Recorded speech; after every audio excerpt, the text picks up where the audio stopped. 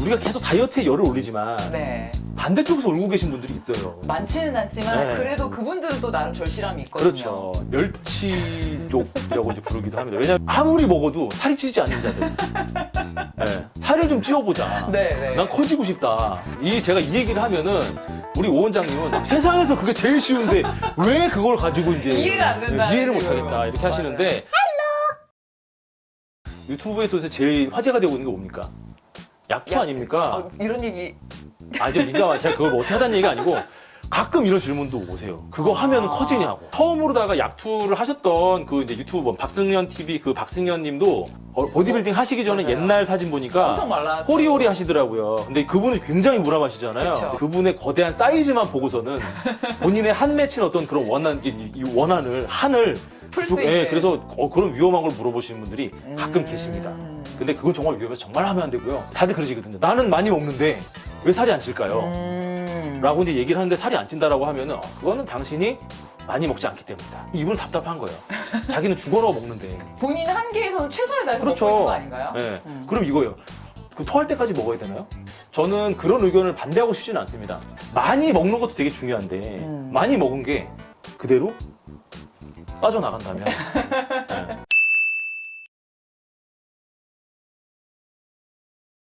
오늘 저희가 제시하고자 하는 거는 뭐냐면은 여러분들의 장 본다고 해도 사실 보이지 않는 네네. 부분이기도 하잖아요. 근데 요즘에는 이제 장내 세균총에 대한 얘기를 굉장히 좀 많이 해요. 그렇죠. 장내 세균총 같은 경우에는요, 이렇게 생각하시면 돼요. 장 안에, 여러분들 장 안에 있는 하나의 거대한 생태계?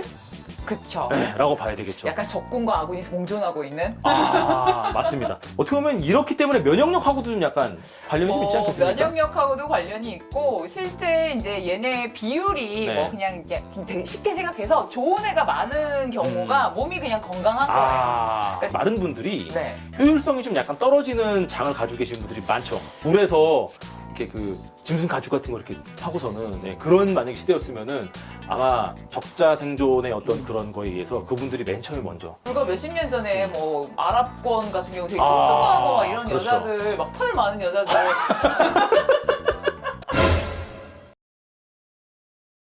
옛날 같은 먹을 것도 굉장히 좀 귀하고 하니까 그렇죠. 효율이 되게 중요한데 효율이 떨어지니까 아무래도 굶어 죽었을 수도 있어요. 그렇죠. 생물학적으로 봤을 적에는 먹은 게 몸에서 많이 안 빠져나가는 게 가장 좋은. 가장 좋은 거죠. 생존하기에 적합한. 먹은 게 몸에서 많이 빠져나가면 여성분들은 또 이제 호리호리하고 마른 걸 좋아하니까 그쵸. 어머 기집애 저렇게 먹는데도 너 사서도 안 되나 봐. 그러니까 네. 첫 번째로는 뭐냐면은 이분들 이제 특징이 뭐냐면은 엄마도 마르고 네. 아빠도 마르고 형도 마르고 누나도 마르고 그러니까 나도 말랐지. 타고나기를 좀 약간 마른. 네. 그런데 이분들이 좀 약간 그게 그 유전적인 어떤 그런 문제일 수도 있는데 가족이라는 집단은 우리가 보통 식습관을 공유하는 집단이잖아요. 뭐 식습관, 생활 습관을 다 같이 그렇죠. 비슷하게 닮아가니까요. 네네. 이게 어떻게 보면 유전적인 것도 물론 있지만 그런 어떤 평소 생활 하는 패턴 뭐 이런 것들도 어느 정도 같이 공유를 하고 있기 맞아요. 때문에 그렇기 때문에 비슷비슷한 비주얼과 비슷비슷한 사이즈. 그래서 뭐 엄마가 관절염 있으면은 네. 뭐 자식들도 사실 관절염이 나타날 가능성이 맞아요. 높거든요. 맞아요. 방금 전에 말씀하셨던 것처럼 장에 좋은 애들이 좀 많다라고 하면은 네. 건강해진다. 네네. 나쁜 애들이 많으면은 좀 안 좋게. 네, 맞아요. 요게 가장 중요한 어떤 나쁜 애들이 많아져서 생기는 가장 중요한 건강 신호. 만약에 당신이 지금 요걸 보고 계신 당신께서 만약에 정말 내가 가시납니다. 먹어도 죽어도 안 찐다. 라고 하면은 요 현상들을 한번 챙겨보시기 바라겠습니다. 첫 번째, 잦은 복부 팽창. 배 막 가스 차요. 가스 차는 거. 이게 약간 장이 안 좋다는 약간 그런 증거이고요. 두 번째, 변비. 이거 제가 할 말이 없네요. 여성분들 같은 경우에 이게 웃긴 게 뭐냐면은 전 남자 고등학교 나왔거든요. 네. 남자 고등학교 같은 경우에는 이제 화장실 가서 응가하고 오잖아요. 그럼 냄새 새끼 야 꺼져 임마 막 이러는데 여자들은 그거 못 하거든요. 여성분들은 화장실 갔다 오면 어머 갔다 왔니? 막 그거를 되게 좀 부끄러워해요. 고등학생 뭐 한 대학교 정도까지는 지금은 사실 저랑 뭐 이게 제 주변 친구들은 그쵸. 그런 거 안 하는데 여자들은 그래서 사실 참다가 네. 변비가 와요. 그래서 갔다 오면은 주변 친구들이 어머 축하해 며칠 만이야 막 이러면서 그런다고 되게 부끄러워해요. 맞아요. 요거의 또 반대는 뭐냐면은 잦은 설사. 그러니까 사실 어떻게 보면은 똥은 이쁘게 싸야 장이 건강하다. 괜히 황금색동 하는 게 아니에요. 네. 맞습니다. 자, 네 번째. 응가에서 굉장히 악취가 많이 나는. 그쵸. 이게 이제 유해균 같은 경우에는 이제 가스 생성도 좀 많이 되고 하다 보니까 이제 배가 팽창되고 그 변의 냄새도 많이 안 좋아. 물론 이제 변 냄새가 좋진 않잖아요. 그렇죠. 좋을 리가 있나요? 근데 이제 네. 더 악취에 가깝다라고 보시면 될 그렇죠. 것 같아요. 네. 6번째. 복통과 경련. 경련? 네. 복부의 경련인가요? 네네. 장통증? 뭐 이런 거 있잖아요. 복통이 좀 자주 유발되기도 하고 실제 이제 우리나라에서는 아직 그게 아마 정식 병명이 네. 아닐 거예요. 근데 이제 외국이나 이렇게 밀가루를 좀 많이 섭취하는 곳에서는 이제 셀리악병이라고 해서 아예 이제 장 자체가 이제 뭐 이게 누수가 된다고 보통 표현을 하는 형태의 질환들이 네네네. 있는 경우도 있어요. 그렇군요. 네. 면역력이 떨어지니까 8번째는 뭐냐면 잦은 감염. 이제 다양한 염증 반응이 생기겠죠. 제 친구. 그분 팔뚝은 참 두꺼우시던데. 네네. 팔뚝은 거의 토르만한데 팔뚝만 토르. 장은 안 토르. 네, 장은 안 토르. 네. 토르는 똥도 네. 아닙니다. 8번째로는 혀에 백태가 낀다고 하네요. 네, 맞아요. 보통 이제 그게 위장관의 이제 염증이라고 표현을 해야 네. 될까요? 근데 보통 이제 그 구취가 좀 많이 나시는 분들이 백태가 좀 많이 끼거든요. 맞아요. 네네. 근데 이제 아무래도 이제 장도 사실 그냥 저희가 보통 소장, 대장만 생각을 하지만 네. 사실 소화기관이라고 하는 건 입부터 항문 끝까지를 얘기하는 그렇죠. 거기 때문에 아마 이제 이런 장내 환경이 안 좋을 때는 사실 이제 그런 염증성 반응들이 나타날 만한 사인으로 백태가 좀 아주 두껍게 끼거나 심하면 황태까지도 껴요. 이제 뭐 한약적으로 얘기했을 때 열증의 어떤 하나의 표현이라고 얘기를 하거든요. 열증. 근데 이제 위나 이런 데 염증이 있는 경우에 네네. 열증으로 나타나는 경우들이 있어요. 좋습니다. 그리고 마지막으로 이거는 뭐 그냥 일반적인 어떤 그런 현상일 수 있는데 과민대장 증후군. 시험 앞두고 배 아픈 거. 네, 꼭 뭐 운동하기 전에 배 아프다는 그러시는 분들 많죠. 그리고 운동하다가 배 아프다고 한 애도 있습니다. 네, 꼭 중간에 한 번씩 비우고 오시는 분들. 네네네. 그런 사람들도 있습니다.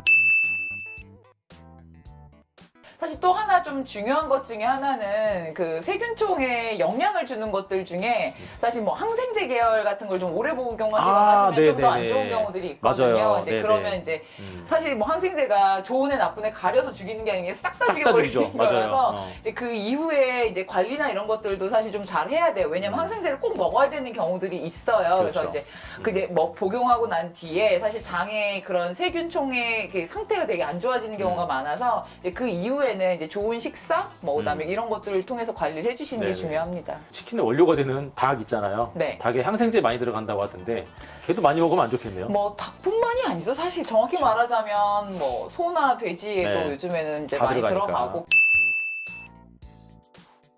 그래서 이제 뭐 가공식품류들도 네. 사실은 또 이제 그것뿐만 아니고 뭐 항생제뿐만 아니고 가공식품에는 이제 보존제들이 많이 들어가잖아요. 그렇죠. 그래서 네. 그런 보존제들이 사실 그런 세균에는 또 좋지 않은 영향을 끼칠 수밖에 없기 때문에 그래서 가공식품을 많이 먹으면 사실 장내 환경이 안 좋아질 수밖에 없어요. 그렇죠.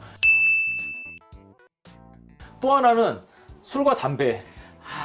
술과 담배는 장뿐만이 아니고 그냥 그냥 건강에 안 좋으시니까. 안 좋습니다. 좋습니다. 네, 네. 장내 세균총에 좀 좋은 음식들 아까 잠깐 말씀을 네네. 해주셨는데 식이섬유가 많이 들어있는 그런 음식들을 많이 드시면 좀 좋고 그 다음에 아까 말씀드렸던 것처럼 요새는 근데 유산균 같은 것도 많이 팔아요. 그쵸. 네. 많이 팔기도 하는데 뭐 사실 뭐 어떤 게 더 좋다라고 뭐 추천을 사실 저는 못 해드리겠더라고요. 네. 왜냐면 제가 좀 변비가 심한데 그래서 변민아웃을. 연비군요. 저는 14일까지 네네네. 변민아웃을. 근데 이제 저도 이제 막 이것저것 많이 먹어보기는 했지만 사실 이제 저는 유산균하고는 사실 큰 상관이 없는 것 같아요. 그냥 저는 이제 약간 운동성의 문제거나 혹은 절대량의 문제인 경우가 많은 것 같긴 한데 네네. 이게 뭐 어떤 거를 추천해달라고 가끔 얘기를 해주시는 분들이 제품 자체를. 제품은 근데 그거는 그냥 드셔보시고 결정하시는 게 제일 좋을 것 같아요. 오늘 이 방송을 보시는 분들 중에는 어떤 제품을 추천해 주기를 원하시는 그런 분들도 계실 수도 있어요. 네, 근데 뭐, 이제 정확한 정보를 만약에 준다라고 하실 적에는 유산균은 사실은 크게.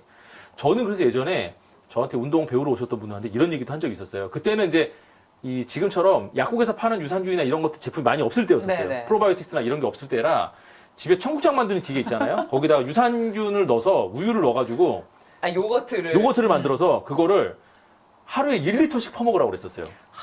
정말 그냥 들이붓는 네, 거예요. 왜냐면은 유산균 자체가 위산에 굉장히 약하거든요. 맞아요. 네, 그래서 먹는 순간 식품 속에 있는 유산균은 위산에서 거의 90% 이상은 다 학살당한다고 생각하시면 돼요. 위 입장에서는 유산균도 균이거든요. 그렇죠. 그래서 이제 위산의 기능 자체가 이제 외부의 그런 그렇죠. 자극이나 이런 걸 걸러주는 역할이라서. 멸균을 해야 되기 때문에 그래서 한때 왜 그 캡슐 네, 맞아요. 예, 근데 그거 다 근거 없는 걸로 나왔죠. 판명이 됐죠. 예, 그냥 뭐 상술이었던 걸로 크게 효과는 없었던 걸로요.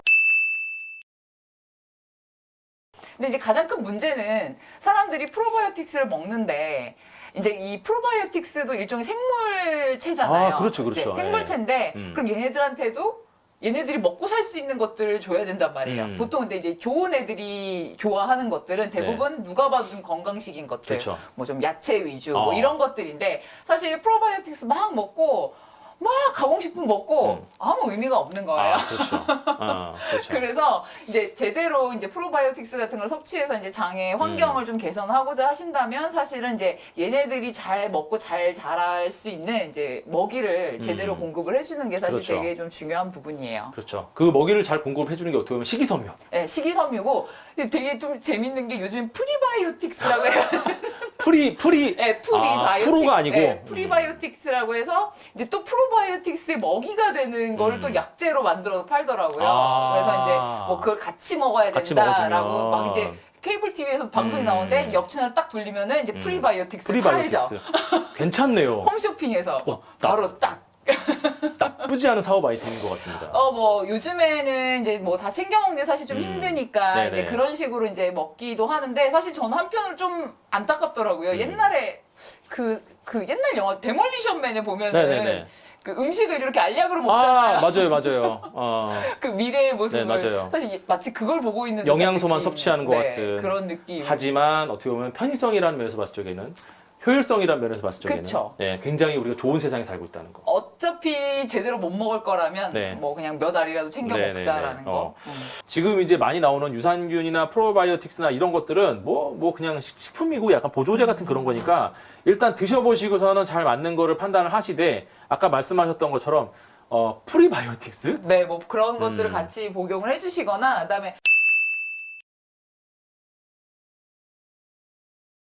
제 환자분들한테도 이제 많이 추천드리는데 옛날 할머니들 네. 밥상 같은 것들을 좀 많이 드셔라라고 거친 말씀을 음식들 드려요. 좀 좀 약간. 거칠고 그다음에 이제 뭐 최대한 좀 덜 가공된 형태들 그다음에 좀 담백한 음식들 왜냐면은 그 유해균들이 좋아하는 것 중에 막 그런 기름기나 이런 것들이 좀 많은 것들을 좋아하는 경우가 그쵸. 많거든요. 맞아요. 그래서 좀 그냥 담백한 음식 그다음에 옛날 시골 밥상 같은 것들 뭐 네네. 된장국이나 이런 것들 많이 드시라고 말씀드립니다. 네네.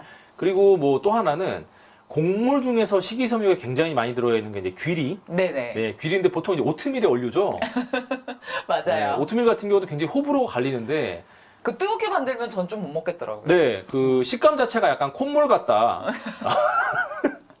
네, 그래서 못 드시는 분들이 있는데, 저 같은 경우에는 그냥 잘 먹는 편이거든요. 보통 네. 귀리를 그냥 드시는 분들은 없고 거의 오트밀로 이제 많이 드시는데, 오트밀 식감이 너무 거지 같다. 그거를 이게 우유에 넣고 전자레인지에 데워서 막 먹기도 하잖아요. 근데 저는 네네. 그건 못 먹겠더라고요. 제가 그래서 그 얘기도 했었어요. 그 일반적으로 알려진 그 이제 오트밀 레시피를 얘기를 했더니, 뭐 그렇게까지 해가면서 먹고 싶지는 않다. 또 이런 얘기를 하시더라고요. 예, 끝까지 좀 얘기를 하고, 뭐, 거부를 하시더라고요. 예, 그 정도로 식감 안 맞으면은, 예, 못 먹는 거죠. 아무리 몸에 좋아도 본인이 먹기 싫으면 사실 그거 먹는 거 자체가 스트레스잖아요. 그쵸. 그냥 본인들이 드시기 편한 형태로 왜냐하면 제가 봤을 때는 막 억지로 하는 것보다 그냥 편하게 네. 생활 속에서 할 수 있는 것들 내가 네. 할 수 있는 수준의 것들을 해주는 게 중요한 것 네네. 같습니다. 거기에 뭐 그냥 알려진 것들로 하면 요구르트 같은 경우에는 당연히 요거트 같은 경우는 당연히 좋고요. 그다음에 뭐 다크 초콜릿 같은 경우도 좀 괜찮다라고 이제 얘기를 하더라고요. 아무래도 이제 초콜릿을 만들거나 할 때 보통 이제 카카오 메스라는 성분이 있고요. 그쵸. 카카오 버터라는 성분이 있는데 보통 다크 초콜릿이라고 하는 것들이 카카오 메스의 성분이 훨씬 더 많거든요. 근데 이제 카카오 버터의 성분은 좀 적고 메스의 성분이 좀 많은 걸 드시는 게